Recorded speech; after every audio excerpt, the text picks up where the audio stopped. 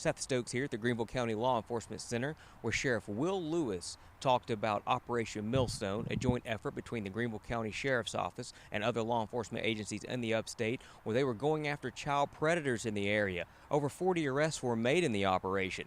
Let's hear from Sheriff Will Lewis.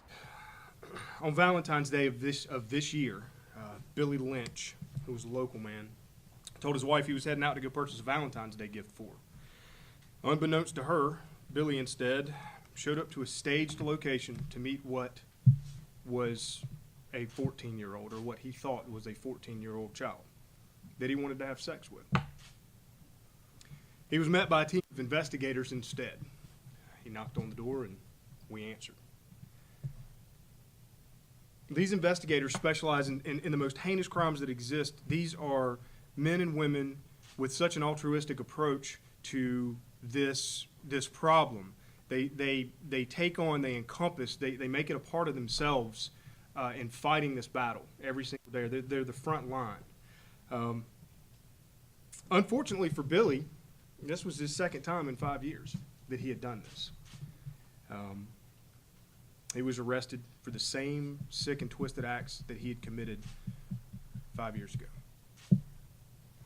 Billy was one of 45 suspects that we arrested as the result of Operation Millstone. Operation Millstone obviously gets its name from the book of Matthew. The operation took place between January 31st and February the 2nd, and again from February the 14th through February the 16th. Yeah, Valentine's Day. We did that on purpose. Our goal was to target and identify sexual predators preying on the youth of our community, and not only our community, but the entire state of South Carolina, and anybody who wanted to come. We were more than willing to have them show up. Sheriff Lewis wasn't exaggerating about the scope of this. He recounted a story of one arrest made of a suspect from Myrtle Beach. During the course of going through one of the phones, a gentleman coming from Myrtle Beach, and that's important, to the upstate, said he wanted to kidnap our 14-year-old victim and traffic her back to Myrtle Beach. He was going to kidnap her and take her back to Myrtle Beach and sell her. He was going to actually sell her in Myrtle Beach. Why is this important? How many people in this room have been to Myrtle Beach on vacation?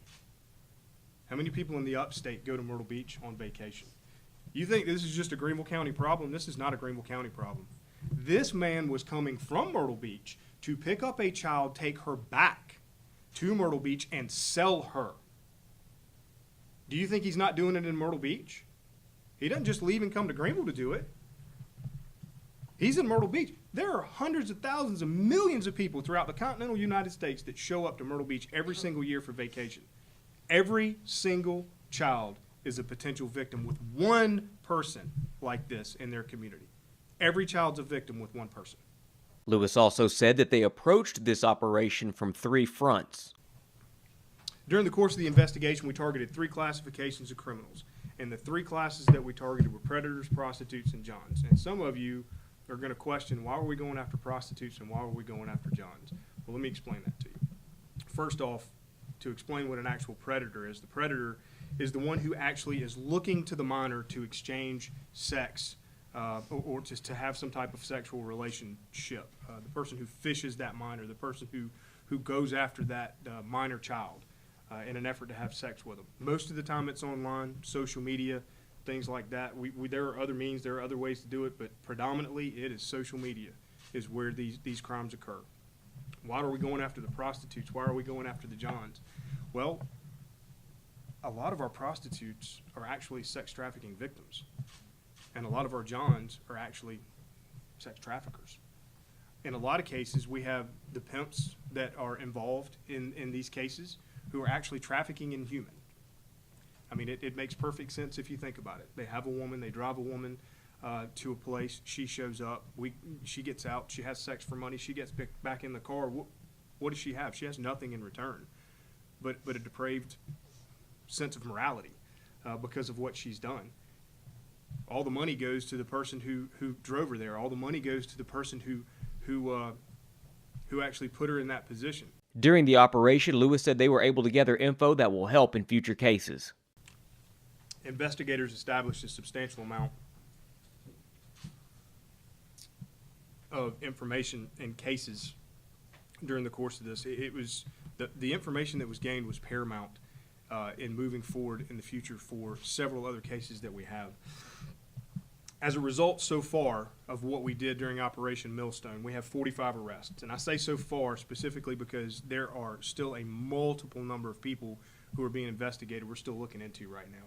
And I'll give you the total numbers on that here just shortly. But again, right now, just to start off with, we had 45 arrests. 14 of them were predators that actually showed up to the house in the arranged location with the intent to have sex or solicited a minor.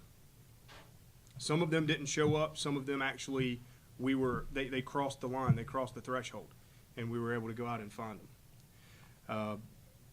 Right now, we're looking to identify about 31 people who crossed that line, and they're still out there. They're still online. They're still looking for your kids. I'm Seth Stokes, 106.3 WORD News.